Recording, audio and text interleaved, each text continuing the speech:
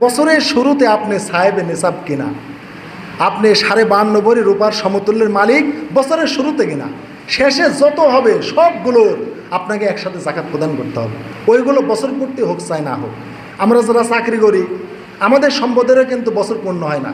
আমরা জানুয়ারি মাসে বেতন ঢুকে, ফেব্রুয়ারি মার্চে 12 মাসে বেতন ঢুকে। যতই আপনার 12 মাসে বেতন ঢুকুক, আপনি জানুয়ারি মাসে দেখবেন আপনার সম্পদ হিসাব করে যে আপনি 52.5 ভরি রূপার মালিক কিনা বা সমমূল্যের টাকা আপনার আছে কিনা, অর্থাৎ 3 লাখ টাকার মালিক আপনি কিনা। দেখলেন যে আমি শিক্ষকতা করি বা আমি চাকরি করি, আমার অ্যাকাউন্টে বা ব্যাংকে 3 লাখ টাকা আছে। এখন ডিসেম্বরে গিয়ে দেখলেন বা রমাদানে গিয়ে দেখলেন আপনার 10 লাখ হয়ে গেছে। 10 লক্ষেরই জাকাত দিতে হবে।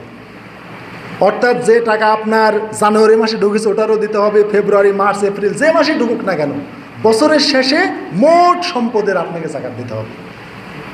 এইভাবে আপনাকে জাকাত প্রদান